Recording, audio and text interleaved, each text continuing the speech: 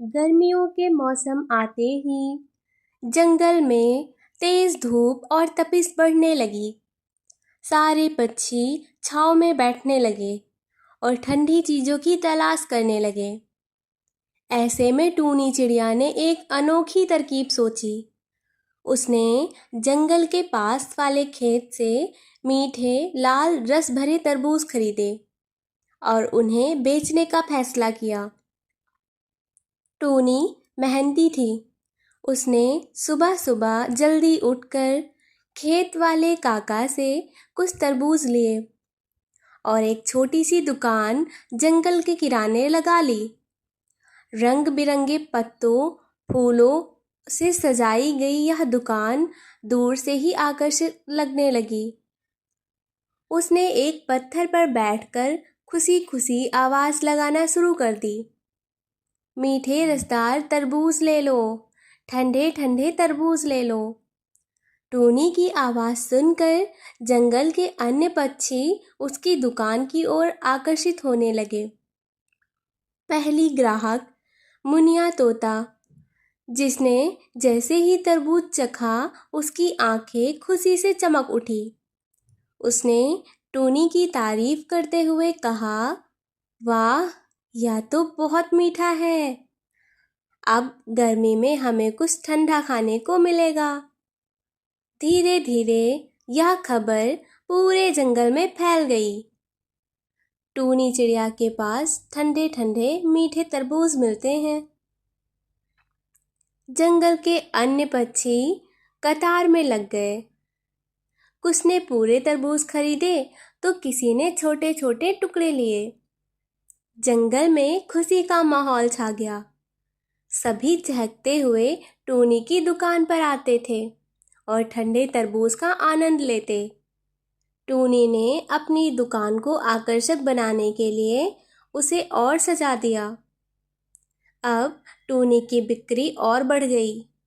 अब तो जंगल के दूर दूर से सभी पक्षी आने लगे। सबको टूनी के तरबूज बहुत पसंद आने लगे। एक दिन जंगल का राजा चील भी वहां आया। उसने पहली बार तरबूज चखा और उसे बहुत पसंद आया। उसने टूनी की तारीफ करते हुए कहा, तुमने जंगल में मीठी मिठास घोल दी है। टूनी, यह तो तुमने बहुत अच्छा काम किया। टूनी यह सुनकर बहुत खुश हुई। अब उसे लगा कि उसकी मेहनत रंग लाई।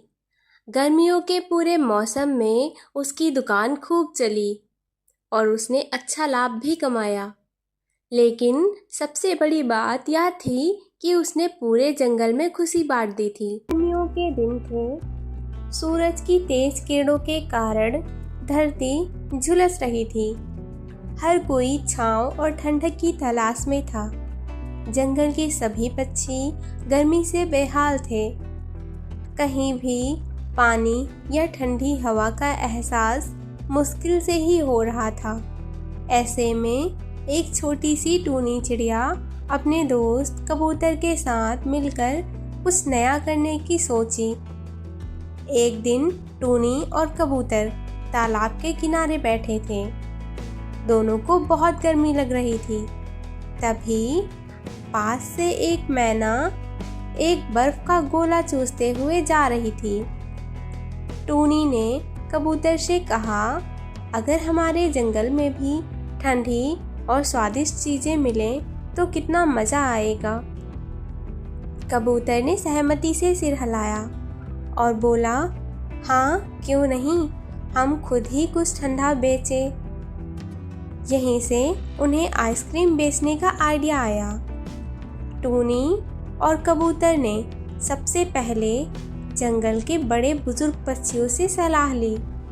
उल्लू चाचा, जो बहुत समझदार थे, उन्होंने कहा, अगर तुम मेहनत से काम करोगे और स्वादिष्ट आइसक्रीम बनाओगे तो तुम्हारा बिजनेस जरूर चलेगा। तोते ने सुझाव दिया कि उन्हें अलग अलग स्वाद की आइसक्रीम बनानी चाहिए। मोर ने बताया कि अच्छी सजावट से ग्राहकों को आकर्षित कर सकते हैं। अब टूनी और कबूतर तैयारी में जुट गए। जल्दी ही उन्होंने अलग अलग फ्लेवर की आइसक्रीम बना ली, आम, जामुन, केला और तरबूज। पहले दिन उन्होंने एक बड़े पेड़ के नीचे अपनी आइसक्रीम की दुकान लगाई। तोते, मैने, गौरैया और कोयल सभी ठंडी आइसक्रीम का स्वाद लेने आए। सभी को बहुत मज़ा आया और वे खुश होकर बोले, वाह, यह तो बहुत टेस्टी है। धीरे धीरे जंगल के अन्य पक्षी भी उनके ग्राहक बनने लगे। टूनी और कबूतर ने बिजनेस में कुछ बदलाव किया। उन्होंने आइसक्रीम के साथ ठंडे शरबत भी बेचना शुरू कर दिया। अब उनकी दुकान पर हमेशा भीड़ लगी रहती थी। कुछ ही दिनों में उनका बिजनेस इतने अच्छे से चलने लगा कि उन्होंने एक नए फ्लेवर जोड़ दिए और आसपास के जंगल तक आइसक्रीम पहुंचाने की योजना बनाई। इस कहानी से हमें यह सीख मिलती है कि अगर हम मेहनत से काम करें और अच्छे विचारों पर अमल करें तो सफलता जरूर मिलती है। चिड़िया के अंडे से 3 बच्चे निकले थे। रानो चिड़िया बहुत खुश थी। कुकू, गुड़िया, चूचू, आज आपकी मौसी जी आ रही हैं। आपको देखकर बहुत खुश होंगी। आने वाली नहीं, मैं तो आ गई हूँ। रानो बहन, कितने प्यारे बच्चे हैं, कितने सुंदर सुंदर। शुक्रिया पारो बहन, आप सफ़र करके आई हैं, थक गई होंगी, थोड़ा सा आराम कर लें। मैं आपके लिए भोजन लाती हूँ। रानो चिड़िया भोजन लाकर एक जगह रख देती है। सब मिलकर भोजन खाते हैं। रानो बहन, तुम कितनी भाग्यशाली हो जो तुम्हें संतान का सुख है, और मुझे देखो, मेरा दुर्भाग्य। हर बार मेरा अंडा खराब हो जाता है। पारो रोने लगती है। रानो, मेरी बहन, तुम चूचू को मुझे दे दो, मेरे घर में भी रौनक आ जाएगी। ये तुम क्या कह रही हो? मैं चूचू को बहुत प्यार से रखूंगी। प्लीज़ मुझे इनकार मत करना। चिड़िया को मालूम था कि उसकी बहन पारो उसके बेटे चूचू को बहुत प्यार से रखेगी, इसलिए वो मान जाती है। चूचू, मेरे प्यारे बेटे, आज से तुम अपनी मम्मा पारो के साथ ही रहोगे। फिर पारो चूचू को लेकर चली जाती है। पारो बहुत खुश थी। मम्मा मम्मा, मुझे भूख लगी है, मुझे भोजन दो। पारो अपने पंजों से चूचू को भोजन खिलाती है। वक्त गुजरता गया और फिर पारो भी एक अंडा देती है, जिसमें से एक सुंदर सा बेटा निकलता है। मुझे तो विश्वास ही नहीं हो रहा है, मेरे अंडे से यह बच्चा। मैंने तो इस बार अंडे का कोई ख्याल भी नहीं रखा था। मुझे तो कोई उम्मीद नहीं थी। तभी गौरी कवि रानू के पास जाती है। रानू, अपना संतान कभी किसी को नहीं देनी चाहिए। अपना घर तो अपना होता है। ना जाने बेचारा चूचू कैसे रहता होगा। अरे, मेरी बहन पारो बहुत अच्छी है, वो मेरे चूचू का बहुत ख्याल रखती है। और फिर भी मैं तो अभी भी यही कहूँगी, तुमने गलत किया चूचू को पारो को देकर। अच्छा, अब मैं चलती हूँ। दूसरी तरफ पारो चिड़िया अपने बेटे को भोजन खिलाती। चूचू भी पास में बैठा था, लेकिन वह चूचू को कुछ भी नहीं देती थी। मम्मा मम्मा, आप मेरी बात क्यों नहीं सुन रही हैं? कब से आप भाई को ही भोजन खिला रही हैं? मुझे भी दे दो, मुझे बहुत भूख लगी है। तुम कोई छोटे बच्चे थोड़ी ना हो, खुद खा लो। पारो चिड़िया अपने सगे बेटे और चूचू में फर्क करने लगी थी। चूचू घर से बाहर जाता है और बाहर बैठकर रोने लगता है। अगर मुझे पता होता कि इस बार मेरे अंडे से बच्चा निकलेगा तो मैं कभी रानू के चिड़िए के बच्चे को नहीं लाती। दिन गुजरते गए और पारो चिड़िया का व्यवहार और भी खराब होता गया। मम्मा मम्मा, मैं भाई के साथ खेल लूं?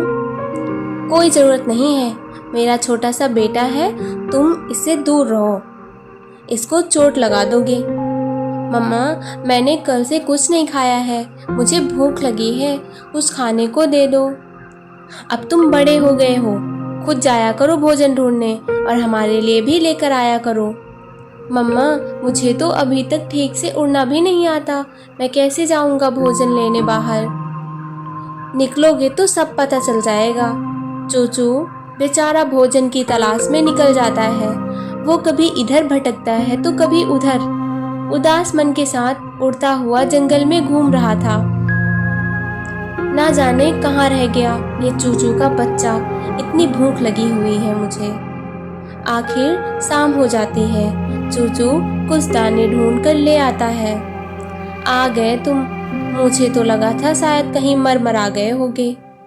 पारो और उसका बेटा चूचू का लाया हुआ दाना खाने लगते हैं। पारो चूचू को खाने के लिए कुछ भी नहीं देती है। एक दिन कालो कौवा रानू चिड़िया के पास आता है। रानू चिड़िया, क्या तुम्हारे घर में भोजन की इतनी कमी हो गई थी कि तुम अपने मासूम बच्चे को मार खाने के लिए अपनी बहन को दे आई? ये आप क्या कह रहे हो कालू भैया? हाँ, मैं कल पास वाले जंगल गया था, वहाँ मुझे पक्षियों ने बताया। फिर कालू कौवा रानू को सारी बात बताता है। रानू चिड़िया यह सब सुनकर बहुत परेशान हो जाती है। ठीक है भैया, मैं आज ही जाती हूँ पारो के पास। आपका धन्यवाद जो आपने मुझे बता दिया। रानू चिड़िया तुरंत ही दूसरे जंगल निकल जाती है। अरे चूचू, तुम अभी तक लेटे हुए हो? तुमने सुना नहीं मेरे बेटे को आम खाना है? जाओ जाकर पेड़ से आम तोड़ कर लाओ। माँ, मुझे बहुत भूख लग रही है, मेरे पेट में बहुत दर्द हो रहा है, मुझमें उठने की हिम्मत नहीं है। तुम मेरे सामने जुबान लड़ाते हो? पारो चूचू को मारने लगती है। चूचू तो भूख से पहले ही बेहाल था, वो बेहोश हो जाता है। पारो, तुम इतनी ज्यादा बेहया निकलोगी मुझे नहीं पता था। मेरे मासूम बच्चे का क्या हाल कर दिया है। मैं तुम्हें कभी माफ नहीं करूंगी। रानू चिड़िया अपने बेटे को वहां से ले जाती है। चूचू मेरे बच्चे, मुझे माफ कर दो, आंखें खोलो। लेकिन चूचू की हालत बहुत खराब थी। वह उसे बुलबुल डॉक्टर के पास ले जाती है।